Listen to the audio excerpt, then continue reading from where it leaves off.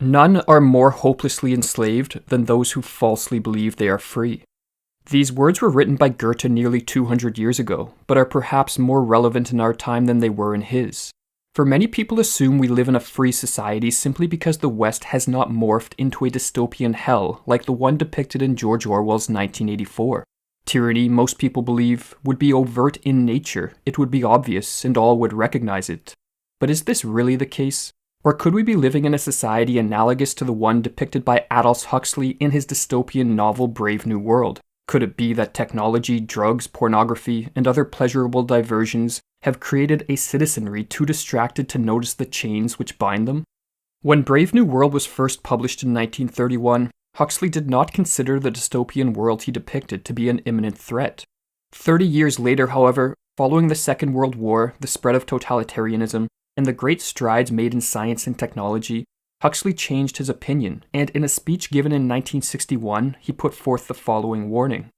There will be, in the next generation or so, a pharmacological method of making people love their servitude, and producing dictatorship without tears, so to speak, producing a kind of painless concentration camp for entire societies, so that people will in fact have their liberties taken away from them, but will rather enjoy it, because they will be distracted from any desire to rebel by propaganda or brainwashing enhanced by pharmacological methods, and this seems to be the final revolution.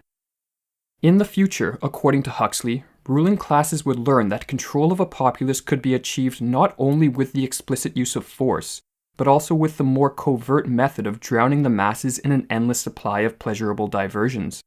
In 1984, Huxley explains, the lust for power is satisfied by inflicting pain. In Brave New World, by inflicting a hardly less humiliating pleasure. How, one may ask, can pleasure be used to deprive people of their freedom?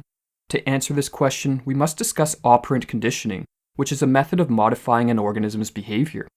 In the 20th century, the Harvard psychologist B.F. Skinner performed a famous set of experiments in which he tested different methods of introducing new behaviors in rats. These experiments brought to light how the powers that be can condition humans to love their servitude. In one set of experiments, Skinner attempted to cultivate new behaviors via positive reinforcement. He provided the rat with food any time it performed the desirable behavior. In another set of experiments, he attempted to weaken or eliminate certain behaviors via punishment. He triggered a painful stimulus when the rat performed the behavior Skinner wished to eliminate. Skinner discovered that punishment temporarily put an end to undesirable behaviors, but it did not remove the animal's motivation to engage in such behaviors in the future. Punished behavior, writes Skinner, is likely to reappear after the punitive consequences are withdrawn. Behaviors that were conditioned via positive reinforcement, on the other hand, were more enduring and led to long-term changes in the animal's behavioral patterns. Huxley was familiar with Skinner's experiments and understood their socio-political ramifications. In Brave New World and his subsequent works, Huxley predicted the emergence of a controlling oligarchy who would conduct similar experiments on human beings to condition docility and minimize the potential for civil unrest. Skinner, like Huxley, also understood the social implications of his experiments, but he believed, contrary to Huxley, that operant conditioning could be used by social engineers for the greater good, leading to the development of a scientifically managed utopia. The following passage from Skinner's book Walden 2, however, reveals that such mass conditioning would in reality make possible a pernicious form of tyranny, one in which the masses would be enslaved, yet feel themselves to be free. Now that we know how positive reinforcement works and why negative doesn't, writes Skinner, we can be more deliberate and hence more successful in our cultural design. We can achieve a sort of control under which the controlled nevertheless feel free. They are doing what they want to do, not what they are forced to do. That's the source of the tremendous power of positive reinforcement. There's no restraint and no revolt. By a careful design, we control not the final behavior, but the inclination to behave, the motives, the desires, the wishes. The curious thing is that in that case, the question of freedom never arises. In Brave New World, the main reward used to condition subservience via positive reinforcement was a superdrug called soma. The world controllers, writes Huxley, encouraged the systematic drugging of their own citizens for the benefit of the state. Soma was ingested daily by the citizens of Brave New World as it offered what Huxley called a holiday from reality. Depending on the dosage, it stimulated feelings of euphoria, pleasant hallucinations, or acted as a powerful sleep aid. It also served to heighten suggestibility, thus increasing the effectiveness of the propaganda which the citizens were continuously subjected to. In Brave New World, the soma habit was not a private vice, it was a political institution, writes Huxley. The daily soma ration was an insurance against personal maladjustment, social unrest, and the spread of subversive ideas. Religion, Karl Marx declared, is the opium of the people. In Brave New World, this situation was reversed. Opium, or rather soma, was the people's religion. But the world controllers of Brave New World did not rely on soma alone. Sexual promiscuity was promoted by the state as another tactic to ensure everyone enjoyed their servitude. The slogan, "Everyone belongs to everyone else," was drilled into the minds of the citizens from a young age, and with the institutions of monogamy and the family abolished, everyone was able to indulge their sexual impulses without hindrance. The constant access to sexual gratification served to help ensure the citizens were too distracted to pay attention to the reality of their situation.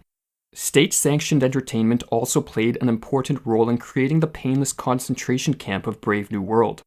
What Huxley called non-stop distractions of the most fascinating nature were used by the state as instruments of policy to drown the minds of its citizens in a sea of irrelevance. The parallels which exist between Brave New World and societies of the modern day are undeniable.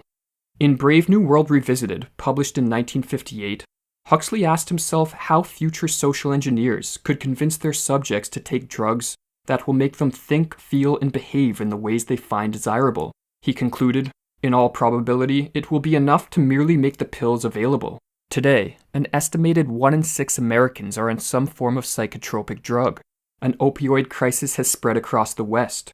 The ability to gratify sexual impulses online has led many into the clutches of pornography addiction, and smartphones and other technologies provide mindless and pleasurable distractions which consume the attention of most people most of the day. To what extent these diversions are intentionally pushed upon us, and to what extent they are spontaneous responses to consumer demand, is unclear.